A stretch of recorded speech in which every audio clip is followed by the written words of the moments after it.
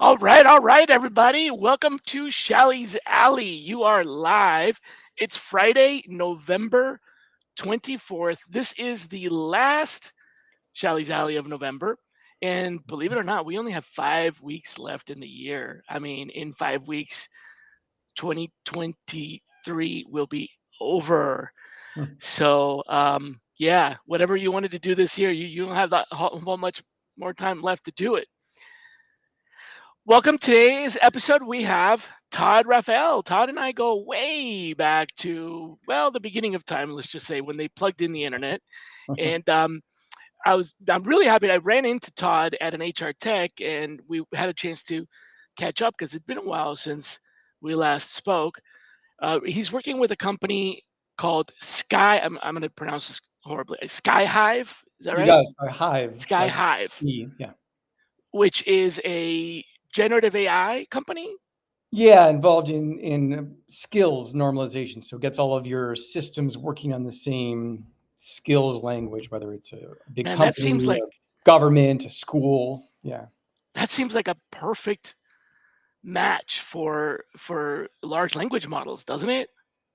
Yeah, and it's a very large model. It's we have the largest really database of jobs, skills, pay, labor market data that there really is. That there is. Yeah. I mean, one of the things I've always wanted to do as a source term recruiter is normalize job titles because there's so many different, I don't know, interpretations, I guess, of job titles. Even when you think that there's a pretty standard one, and the interpretations vary widely. Like there's not like really a recruiter job title. There's talent acquisition specialist, talent scout, so many different variations in every industry as within well. every industry. So like Best Buy and the Container Store might have a job with the same name, but it's such a different experience. At one place, right, you expect to sit down with a clipboard and the person who's working there and scope out your closet for a while, and on another place it might be different. So yeah, same job title, different context at a different company. Yeah, and even sometimes the skills, unless it's a specific technology like Oracle, but the skills themselves can have lots of variations. So I think it's a great application. Yeah. Well, for those of you who don't know Todd, you've probably heard the name. Todd was with ERE for a good 15 years or so as the editor-in-chief. So Todd and I have over the years collaborated on a number of articles that were published and a few other things that were content driven. But basically his claim to fame, and what I've always been really impressed with about Todd, is his complete immersion into our world as a journalist, really. I mean, he's had his ear to the ground on what's going on with technology because he's had to create and organize the content for these companies. And then you were with Eightfold AI, I think, for a few years. Yeah. As well, doing again content. Yeah. So I really relish the opportunity to have Todd on the show and talk to us a little bit about what's going on in the industry, in the technology industry, in the recruiting industry, since he's essentially been the longest listener that I can think of, and synthesizer of this information. So I hate to put you on the spot, but man, what is really happening today that is surprising around our space here, recruiting, talent acquisition? I don't know about surprising. I'm actually, if I could destroy your question, maybe not surprising. Not surprising. Seems to be a lot of startups AI startups related to mental health, which interesting. I don't want to say it's surprising because there's been so much focus on mental health. Right. Post-pandemic, everyone's tired, everyone's exhausted, everyone's like, why am I so tired? So I've heard of a number of startups that are either public or kind of stealthy talking about like delivering AI information to people who have a mental health question or something like that. I think that's a big thing. There's a whole area about skills, like are we gonna measure people by their skills? Are we gonna hire people who maybe couldn't afford college or didn't go to college for some other reason? Oh, right. We'll Yeah. measure I've them been by their following that skills. debate. Yeah. And Um, something around like the resume is kind of finally on its last legs, and people are looking at hiring based on essentially their ability, someone's abilities to pick up the skills rather than their experience having done that particular thing. yeah, or like they've done that thing, but in this context that you've never thought about. Like we had a guy who was doing who was working on our chimney, our fireplace, a Hmm. fireplace inspector dude. And he was talking about the amount of time that he spends not in the fireplace, but doing like Oh, marketing and social media and stuff. And it was like crazy. It's like most of his time. So it was like, here okay. you have like a fireplace inspector guy who's chimney inspector who's could possibly be, depending on if he needed a job, could possibly be ripe for some job that's called, social media marketing person or something that's not maybe reflected in the title of the job he does now. Wow. Okay. So there's definitely some truth to that whole bridging the gap between the resume and your skills. So what's Yeah. going to replace the resume then?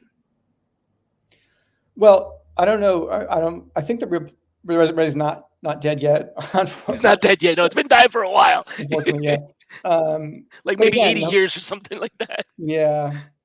Hopefully, it will be things that are more scientific and more data driven than, say, a job interview, which obviously, as you know better than I, has been studied to death and it's been found to be about as effective as a coin flip. But things like assessments that are valid, things like um, work samples, work Oh man. trials, AI that can determine your potential, your capability, match you to your based on your potential and your capability. Things that are, you've seen the list that I've seen that where it ranks what is an effective screening and assessment device from most effective to least effective, with uh, some things at the top and some things very lightly correlated, like personality tests and handwriting analysis. So hopefully we're Yeah. starting to focus on the things that are higher on the Really list. validated. Yeah. Yeah, yeah, So there's been some. I was speaking with our LinkedIn um, success manager, and she was, I guess, giving me a projection of what some of the things that they're going to launch on next year, and they also have some emphasis on the skills matching. Like, um, I I want to say it's not ontologically based, but it's more like when people are looking for a job, they don't always interpret the job description the same way, and so LinkedIn is working on something that'll help. If you're a job seeker, it'll help find jobs that are related to the skills that you have, so that it brings you opportunities that you may not have clicked on because like you said, the job title is really different. At this job I do this, but the same job title somewhere else, I'm not even qualified for that job even though it's the same job title. So they're definitely getting into that. So it sounds like this whole matching of skills and abilities and going beyond the resume is a big deal, along with um your notes on mental health. So those are some pretty big things, I'd yeah. say. At least the way Skyhive sees it, at least, is even those guys have patented the making the generative AI that makes job descriptions. It's like you don't start with a Mhm. job description. You kind of start with what skills do you have in your organization? What skills do you need? What is a skill as it relates to your organization? So if we talk like what's customer service in your organization? What's a product Oh, management? okay. So you start with kind of that, figuring out like skills in your organization, what their definitions are, and then you can later generate an AI-driven job description. So at least that's how Skyhive sees that process. Like architecture first, description later. Right. Yeah. And so, where does diversity fit into this? I know there's certainly a lot of attention on diversity now, including neurodiversity and things like that, that really didn't get a whole lot of attention before. There's definitely a broader definition now. But what does diversity have to do with all this? Not only did it not get a lot of attention before, but I think neurodiversity was, I can't think of the word, shunned in the Yeah, sense right. that, That's yeah. you'd see advice given to managers and interviewers and HR people saying that you're supposed to like look at their eye contact and stuff and their handshaking and all this nonsense. Like that's stuff that, some of us aren't good at. Like we don't Hmm. shake hands well, or we don't like look in the face well enough or whatever. And Yep. these have no correlation to your To your ability to success do on the the job. job. Right. Unless your job is to have staring contests on YouTube or something. But yeah, that's kind of a niche job. Yeah. What was your question? Oh, diversity. But Yeah, where does diversity fit into all of this? Is well, a few things. I mean, I where does think, yeah, I think, reality kind of diversity reality versus what we talk about, right? yeah, I mean, I think a lot of diversity at when you look on like Fishbowl and Glassdoor and Twitter and LinkedIn and Facebook and Yelp, you look at like how employees talk about diversity. They don't usually use that word. They just talk about their day and whatever's bothering them. If you look at what they say versus like how companies view diversity, it's so different. Like companies will like publish a graphic for like Women's History Month or Women something month, women in construction or whatever. And not that those are bad things or something, but that's not really what like most people talk about like in their life is, oh, I wish I had a new graphic put out on LinkedIn by my company. It's more like Right. I'm, here's a picture of me, of my, not my whole body, but a picture of me, using the breast pump in the closet when there's an empty office, which for some reason I can't use, or something like that. Like that's the kind of stuff you see on social media, like real life, day-to-day things. I mean, that's diversity, or someone will say, my company has one annual brunch a year and they schedule it on Ramadan. The one time me as the Islamic employee can't eat is the one day they picked for that.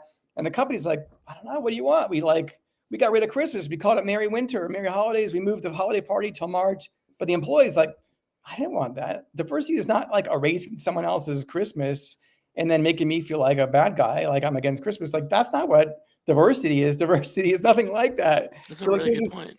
this big gap between like employers, what they think they've accomplished and what employees think about on like a day-to-day basis. Or like, you have to stop me because I'll go on this topic all day, but employers will Yeah, do no, like, I totally get it. I get what yeah, you're employers will saying. do like, Yeah. take your daughter to work day or take your kid to work day or have a Zoom event for your kid's day, which is nice, those aren't bad things, but it's not really like, that's like so low on the list of things that anyone cares about. Like they care about like, are there meetings from 7 to 9 which prevent me from getting my kid to school? Or are there not?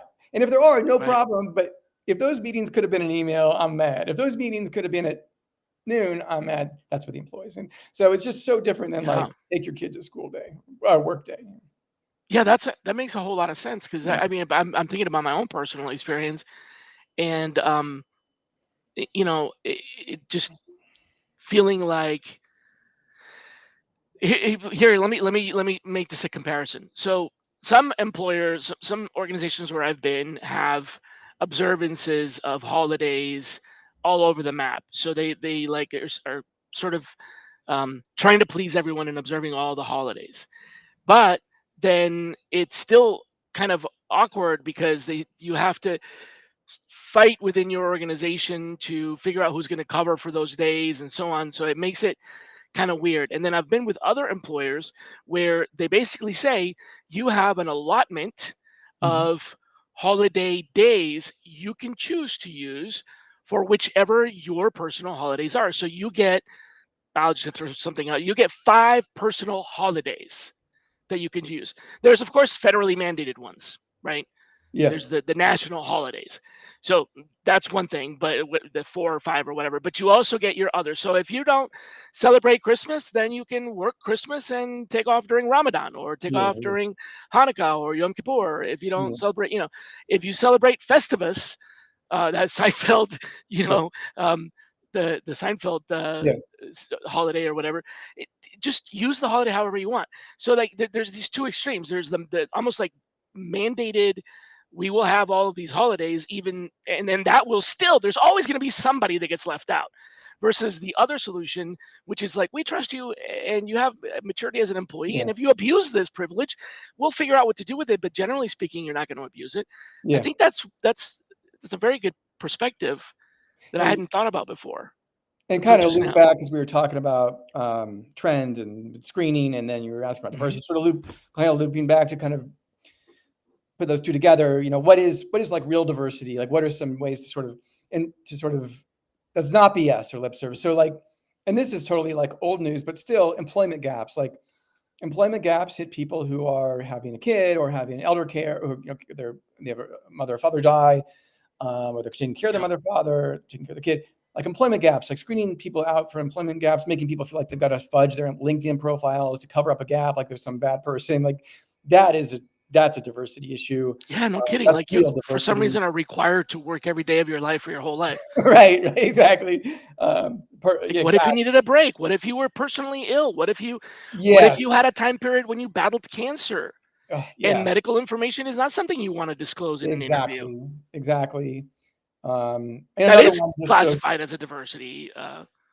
heck yes. Yeah. So Also, like how work is done. Like, sometimes, I don't know if you've experienced this, but like, if I call someone who's like a consultant or a CEO or someone who's kind of on their own, like a contractor, mhm. sometimes they're like, or they're in the car, they're in the parking lot, they're walking their dog, they're with the kids in the van, and like, that's how I talk to them. It's fine. Like, they're always on the move. This happened to me 2 nights ago. Woman in Maryland. I was doing this blog post for Sky Hive about something, and it was 7:30 p.m.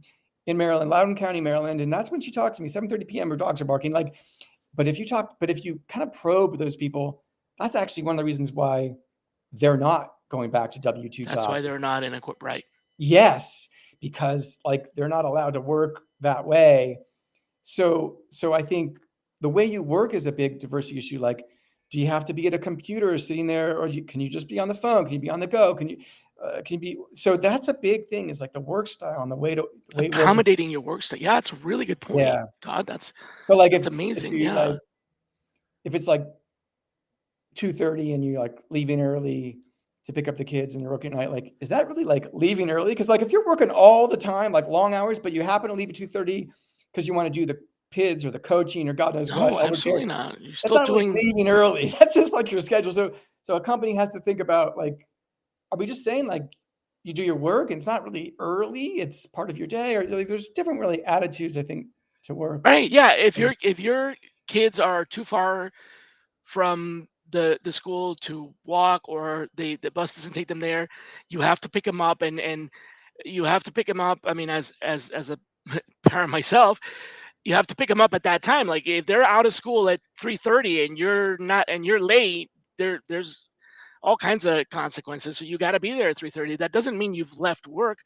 That just means you went to go pick up your kids. Maybe you dropped them off Yeah. at home and you finish your day. What Or if you have to have maybe it's not a diversity issue. Maybe you just choose to train for a right, marathon between 3 and 5, right, whatever the hell you want to do. But or you have chemotherapy, yeah, or yeah, you have, maybe you need to have Wednesdays off because that's the day that you get your treatment, and you really don't want to work that day because yeah, you're not really up to the task, and you just make up yeah, for it on Saturday, yeah. whatever. Like that I mean, that's ultimately, this kind of comes down to kind of what we talked about. The ad says, like, are you judged on skills? Are you judged on your Are you potential? Are you judged judged on on your your work? ability to do the job? Or are you judged on some other thing? By the way, another big diversity thing. Of course, this has been talked about in the media a ton. Is like return to the office. And I think it was today there was an article in the New Yes. York Times about how, um, well, there's been a few, Fortune, I think, or Forbes, but anyhow, there's been a few articles this week again about this, lawsuits from people with disabilities about returning to the office, but also about people who are returning to the office, and some people are like, oh, it's so nice to have the energy back and the camaraderie, and other people are like, I don't know, I never fit in here in the first place. Like, I know you guys are Right. talking about some TV show I never even watched. I So used to fit in when I was working from home. Now I'm like right. alienated because I don't fit in at the office. Yeah, Wow. yeah. Yeah. Which is not to say that return to work is bad, or that work is bad in the office or home. It's not really like good or bad, but it is a diversity issue just because of the data showing that more people who are working mothers or caregivers prefer to work at home than those who are not. So it's just people with disabilities, have extremely high unemployment rates, and work from home was a boon to them. So it's not so much a positive and negative in general, but it is something to consider. It's a That, shift. yeah, Yeah. It's a change in how we I think it's a change in the nature of work. It's a change in the perception of work. You have jobs that absolutely cannot be done unless you go into the office. During the middle of the pandemic, I worked with a company that had been, I mean, literally not the minute, but during the beginning of the pandemic when things really were, the quarantine and all that other craziness. Before companies had even figured out the whole work from home thing, they were just Yeah. like, "You got to go home." I worked with a company that was deemed to be or determined to be essential because what they did basically enabled the movement of money, and doesn't matter whether you're working from home or not, or whether you're working or not, money's got to go somewhere. It goes from here to there. And this company was, if I chose to, I could go to the office because this organization was deemed an essential service. I didn't have to because fortunately I have an office job, but there were plenty of people who had to physically go in for a multitude of reasons. Like, for example, they manufacture something. Yeah. You can't do that from home. Yeah. Or they did, I remember security, and not necessarily cybersecurity because that's a little bit different, but this is like the I'll just spill the beans. This organization had mainframes, okay? Uh-huh. And I know that that's not very common anymore, but it's actually a completely it's a huge advantage for this organization because mainframes are so impenetrable. They're so Mm. much faster. They can handle so many more transactions. Although everybody's like, "Oh, the cloud, the cloud, the cloud." Yeah. The machines that these organizations have can handle all of the digital transactions in the world, and we're talking about trillions of transactions per hour. Mm. You Mm. can't do that with a Windows desktop, right? Mm. Yeah. But these machines are in an office building or not Yeah. a data Yeah. center, and somebody's Absolutely. physically got to be there. Yeah. They cannot work from home, even though that's a digital worker. So there's all these, and then of course, don't get me started on um, hospitality, servers, restaurants, all these other things. So there's reasons why some jobs you have to be there, but if you're working in that job, then you know that that's the rule, right? It's a job that requires you to physically be there. There's this So, hardware store about 5 miles away, Ace Hardware, and they just closed down or temporarily or permanently closed down. But anyhow, and so sometimes I go in there and they're like, if you ask for something, they don't know where that thing is. But there was one time I called on the phone and asked for something, and the lady on the phone knew where the thing was, but as it turned out, she was working from home. But she oh, was like, nice. yeah, but she knew where it But was. knew the So store so well. yeah, so it's like even the job that you're sure you need someone in person maybe doesn't always. Doesn't always, Yeah, right? And she's clearly competent enough to be able to do her job, or at least part of it.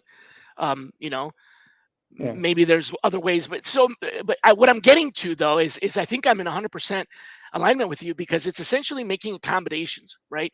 So making accommodations for someone who is physically disabled, like they are in a wheelchair. In an employment situation means being able to have an elevator, an access ramp, etc.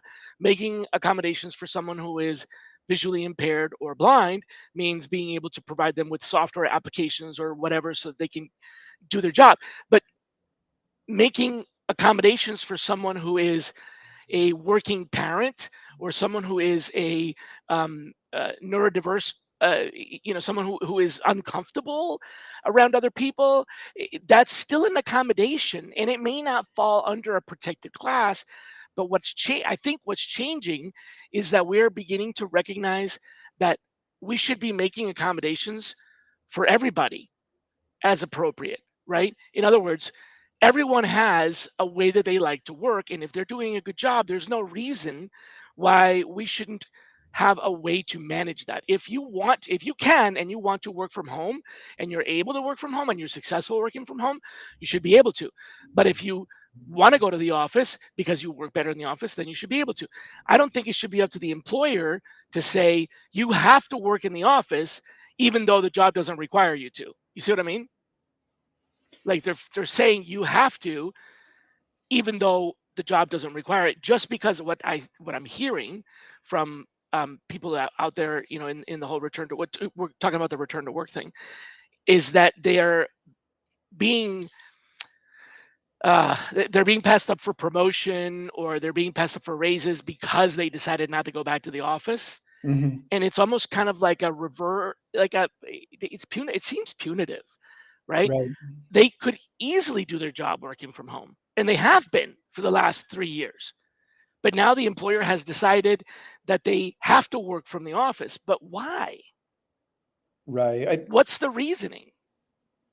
I mean, Earl, I think that maybe there are a lot of practices that have been around so long that it's like their second nature, like job interviews. It's like the same thing. It's Mhm. like, why are we asking these questions? Why are like Yeah. this person has this like Why do you have to have a firm handshake incredible to do this track job? record as a head football coach, then you drag them in and you're like, I don't know, their interview didn't go very well. It's like, wait, what? This guy's like le offensive coordinator on a football team that's the best offense for 10 straight Yeah. years, and you don't wanna hire him because the interview didn't go well? Like, that's the criteria? One interview, right? One interview Right, didn't go well, right. Um, right? it's like there was, not to get off on politics because I certainly don't want to, but presidential debates. Like, it's so funny how someone could be, it doesn't matter what party, liberal, conservative, Democrat, Mm. that has nothing to do with it, but they could be a governor for 4 years, 8 years, 12 years, and then they get in debate and they're terrible, or the reverse, the bad governor, good debate. It's like, and then you start judging them by the debate, and it's like, I don't really care how this person That's not the only debated. thing they're gonna do. They're not debating for a living. No. Yeah. Why is that? Who thought of this? And obviously, the reason why I think the reason why it's done is, well, one major reason, because it's always been done. That seems to be Because a we bad don't have a reason. better way, or we Yeah, don't know another way. yeah, Maybe we do have better ways, but we don't know them. So that's interesting. As we start, I want to connect back to the skills, diversity and skills um, conversation. As we start looking into the future of work, and I'm talking about 10 years from now. Robert Kurzweil said the singularity would happen by whatever 2047 or something like that. So we're looking to a world where humans and machines and computers will actually be co-workers, right? Colleagues, essentially. In that setting, we're going to have to accommodate for sorry, for employees, or for workers that don't conform to our current definition of a person. You see what I mean? because they're So not. how? Because they're not. Mhm. Right. I mean, we sort of kind of give corporations the identity of a person. A corporation is Yeah, a person in a way, in the eyes of the law and things like that. At some point, we're going to have to give these entities a similar label. Not because we have to label things, although humans are very very dependent on categorization, but because they're going to be doing a job. So, for example, the the there's the company where I work. You can be an employee that is a person. You can be an employee that is a W-2, full time, part yeah, time, all that other stuff. You can also be an employee under the system access, like access to the drives, access to that is a contractor of yeah, two classes. You could be a vendor, which means your employer is the responsible party and you work for them, or you can be an independent contractor, which means let's say you're a marketing professional and you are contracting to do marketing and you're the person that yeah, has access. yeah. And then there's a fifth category now. And that fifth category is AI. Oh my God. We have a category for an entity that has permissions, logins, passwords, Oh access my God. to different components of the system that Mhm. specifically are for automation, because it's a technology company and a lot of things are automated. It used to be you would use Shally's credentials to log in to run whatever program. But now, well, Shally doesn't really it's not Shally. It's Microsoft that has some sort of Azure, I'm not saying that right. Azure Yeah, program that essentially logs in to your systems and translates them from English to French. yeah, And the login is for that entity. You see what I mean? yeah. So how far are we from a future where that's an employee? It just shows how important it is what information goes into that person's head, Yeah. like what data is put in there because if What we're they have around, access to, what they don't have access to, yeah, right? what they've been trained on, yeah. How they exactly. And does it matter whether they were from home? Right. I mean, Yeah. so at some point we're going to have to make these accommodations for everyone. And I think that the answer to diversity is connected to the answer to skills. Yeah. So what is it that you said start with what is customer service at your company? Okay, but is there a possible database of skills? I mean, can we even arrive at a true I don't know, dictionary is not the right word. And the reason dictionary is not the right word is because I remember watching this movie about the dictionary and how they it sounds a lot more boring than it really was. Right. How they came up with the first English dictionary, and it was a battle of wits and a battle of really smart people who all had these different opinions about what should or shouldn't be considered a word that would be allowed into the Oxford Dictionary if it was about the Oxford Dictionary, right? Because that made it an official word. Well, if we had a hard time establishing words for a dictionary, how are we going to do that with skills? First of all, you just kind of ruined it because my kids always ask me, like, why did they name this word that? And I'm like, they didn't name a word. Words happen kind of over time, organically, like words happen. There's not a person who sat in a room and named things, but you just told me the opposite. So now I feel, Well, the people that sat in the room took the words that were created by all of us yeah. and created definitions for them. So what those people did wasn't the word; it was the definition. Well, and so back to your question or your thought is, at The least, definition of skills.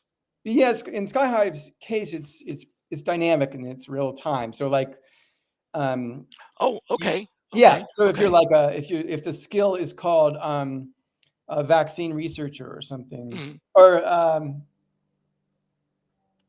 let's go with immunotherapy. Immunotherapy is the skill, and then today, or let's say at one point in time, that skill may be based on immunotherapy drugs or something. And another point of time, that skill may be based on some other stuff, vaccines that becomes added as a catalyst as a second thing to that immunotherapy drug. So you've got like this Mhm. skill now involves something else. So it's like you could have a skill and that skill changes over time and that's fed to a company It because certainly does, yeah. Specifically with immunotherapy, the first generation of immunotherapy was a drug that was um, e- adding molecules to try to create more T cells, like for example, with metastatic melanoma. And so the drug was about adding chemicals to your body. uh-huh. And then there was a discovery that it doesn't matter how much of the stuff you add, the body was essentially regulating it because the body was saying, hey, this stuff isn't supposed to be here. We're supposed to tell the body how much to make. And so the second generation of immunotherapy flipped the script completely.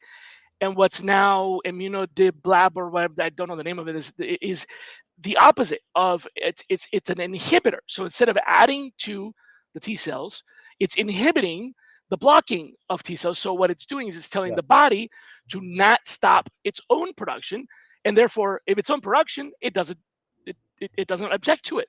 Yeah. So that's a huge reversal. I mean, it's a 180-degree difference from molecule creation to inhibiting enzymes.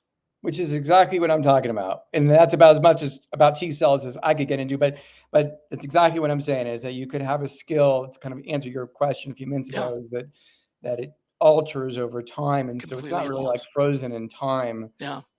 Not just the world changing, but a company itself changes. So, you know, you could have a company that's a fossil fuel based company that skill is called um, I don't know, Geologist. say it again. Geologist. Geologist. And so one day that geologist skill, the various skills that comprise a geologist are like fossil fuel oriented. And then 10 years later, that geologist, half those skills are fossil fuel oriented and half of them are about putting the carbon away or whatever, decarbonization. Right. So yeah, so it's changing. Interesting. Yeah. So whose job then is it? and I don't mean the person, but like what entity's job is it to monitor, regulate, update, keep this, because I'm having this is a big concept, Todd, but I'm having a hard time kind of fitting it in my head. We're not talking about one company's jobs. We're not talking about one company's skills. We're talking about the world's skills. We're not even talking about one country. So essentially, this this skills catalog is international. Right. It's global. Right. Whose job is it then to regulate it, store it, update it, manage it? I mean, where does that responsibility belong? Probably there will be a number of webinars on that topic alone. Hmm. Uh, we're involved in helping, Skype's involved in helping advise governments really Governments, right? on how to, making sure it's ethical AI, which is obviously important. What goes into the AI is what comes out of the AI within companies, within a government, within Right. So a organizations. company has its own rules, but it has to abide by Yeah, the they have rules of their the own government. Now, the skills government, transformation people who are making sure that the skills reflect the reality of what's needed in their organization. What they might get from a vendor may be 95% accurate, and they got to check to make sure that 5% on that 5%. If it says, the skills involved in Shally's mechanical engineering job are this, they might need to, make sure that reflects, give it a reality test. So I think there are multiple people involved, whether it's technology companies, whether it's the in-house companies, whether it's the governments, or whether it's a nonprofit or a organization. standards body of some kind. Yeah, That's exactly. what I was thinking. It's that third point is what I was thinking, because a sovereign nation has the right to determine what is legal or ethical. Governments may not dictate morality, but they can dictate legality, and they can, to some degree, have a huge effect on ethics by enforcing certain things, morality aside, right?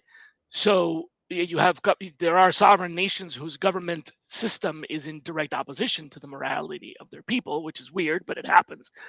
So if you have an organization, a government that has the absolute rule of law, and they determine that the skill is this, that can run counter to your corporation that tries to do business in that area. So there has to be. Is there, like, what is the minimal? Have you guys arrived at what is the minimal component? Like, I'm thinking Lego building blocks. What is the minimal component of this ontology of skills? Is it a definition? Is it like in the dictionary? Is it the definition of the skill? So, for example, math, right? So this job requires math, vocabulary, etc. So what is the smallest piece that is the component that builds a skill? A skill is complex.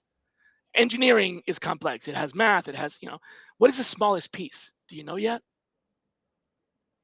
Uh, the smallest piece that a skill is made up of, Yeah, we that you call can it, standardize. Like a Lego yeah, building block, right? Like you have 2x2s, 4x4s, 6x6s, that Lego block is the smallest piece.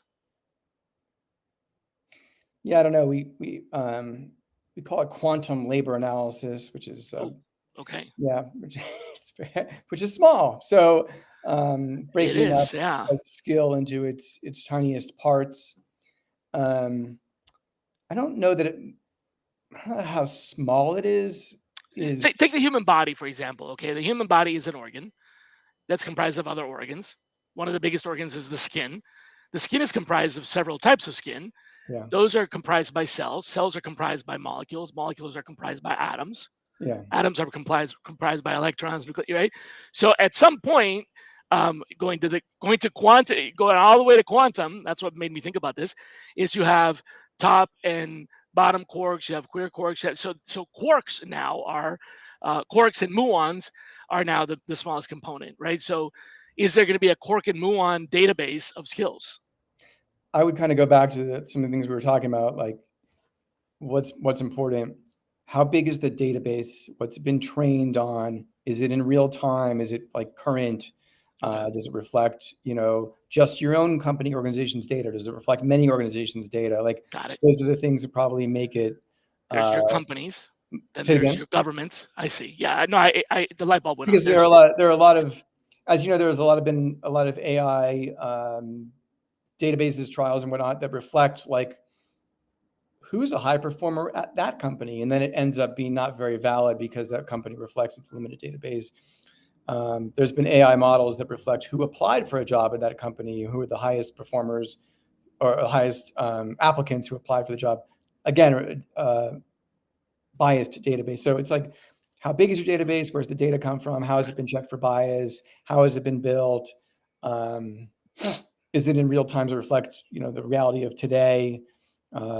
I think those are the kinds of questions that are most important. those are really big questions. Yeah, and I can see how that framework would help you define it for the situation that you're in, right? So if you're a government trying to define it, you answer those questions and you can create a construct. If you're a corporation, you can use those questions to define a construct. I believe if you're an individual, you could also, so I could somehow, I haven't thought about this because you just introduced it to me, but I haven't thought about it. However, I can imagine that using those building blocks that you just described, I can construct a Shally skill. We've been working with people in Kenya and In Ghana, Ghana. Uh-huh. who who have skills, but who hadn't thought about it and really had Right. To translate. how to translate, and how they could be working for like Cisco or whoever, Right. 25,000 miles away or on the other side of the world with these skills. Some Ultimate of them, transferability.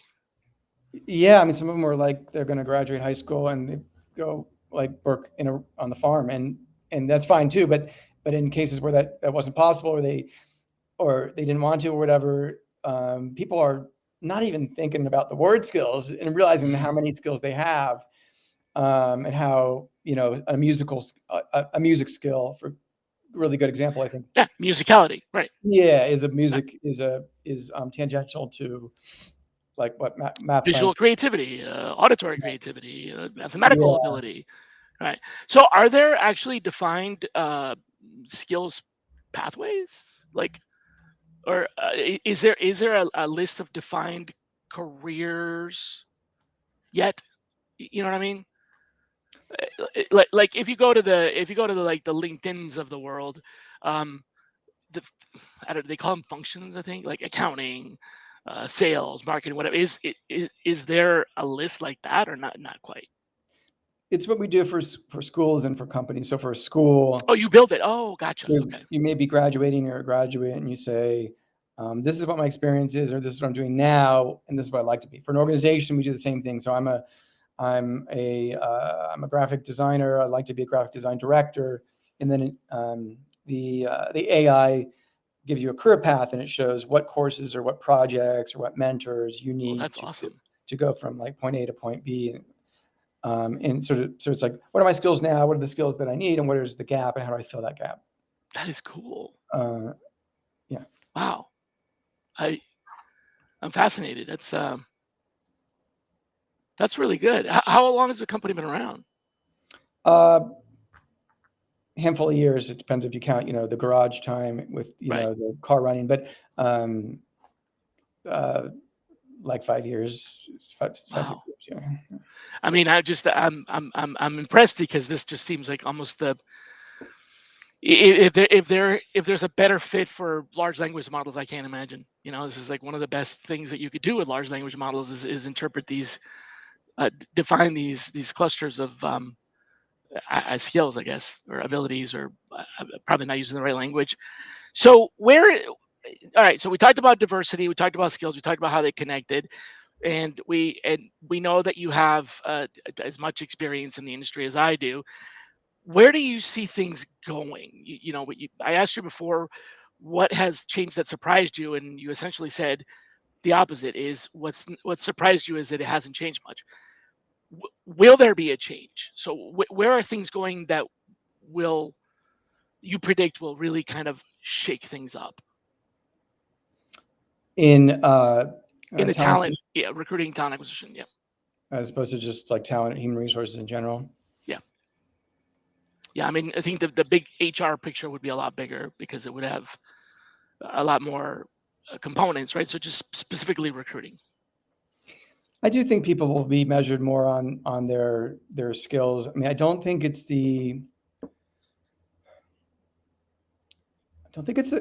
it's not the panacea in the sense that you don't want someone to be discouraged from going to college or going to a good college if that could help them, Mhm. thinking that they can just do another thing, and that will be the same. It might be the same, but it might not be. So I don't want to claim that like the skills revolution is like the panacea, but I do think I think it's happening, and it's going to happen. I've seen it. You've seen so many states like dominoes falling where they're getting rid of degree Requirements. requirements. And you're seeing companies like Domino's getting rid of Yeah. degree requirements. You're seeing companies do internal studies showing that their employees who went to better colleges are not necessarily better performers, and their people who did not go to college at all are not necessarily worse performers. Right. So I do think it's like a real thing, not something that just technology vendors are talking about, although there are plenty of those things that happen out there.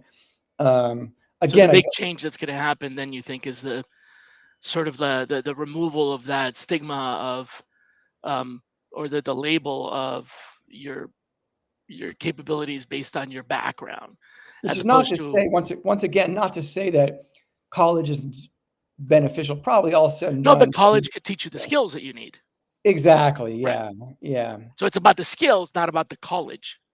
In fact, some people say that college isn't actually, as again, another good webinar for another time. But some people say that college is not actually about skills. It's about getting an education for education's sake, and learning how to learn, and all that kind of stuff. Okay, Um, I can see that, learning how so to it's learn, and I mean, expensive way of doing that. learning is a skill. So Yeah. Yeah. Yeah. But I mean, some people say college is not job training for them. College, they right, believe, is not job preparation. doesn't prepare you for a Yeah, job. It prepares you for that's a every tough job. sell for a parent who's spending a fortune on it, to say it's not, to say that my kid could major in anything, and that it doesn't have to be job training. That's kind of a tough sell when you're spending an absolute fortune on college. Right. Yeah. That would be a lot easier to swallow if it was not as expensive. Yeah. Yeah. Wow. Okay. Well, I always ask my guests two questions when Hmm. we get to to the wrap up. The first of those is: do you have a thought that you would like to provoke Hmm. our audience with? And so this is something that a lot of folks will watch the recording as opposed to the live show, Okay. especially over the rebroadcast, which will be like more convenient for people that are not at work. Right, that people that are at work now, it'll be more convenient when they're not. So I always like to give them something to think about, not an answer, not a statement, not a point of view, but a question. So what would you like people who listen to the show to think about, really chew on? Interesting. Let's say, are you spending your day, your hours, your time, your reading, your listening, your internet time, radio, TV, movies? Are you like spending your time around like everyone who thinks the same as you? Or are you spending a little bit of your time on like publications that don't agree with you? Wow, other points of view, possibly opposing, right? Yeah. Yeah. I like that. That's really cool. That's a huge one. I had to think of it on that spot there. So, No, that's the whole point. It's yeah. what's on your mind, right?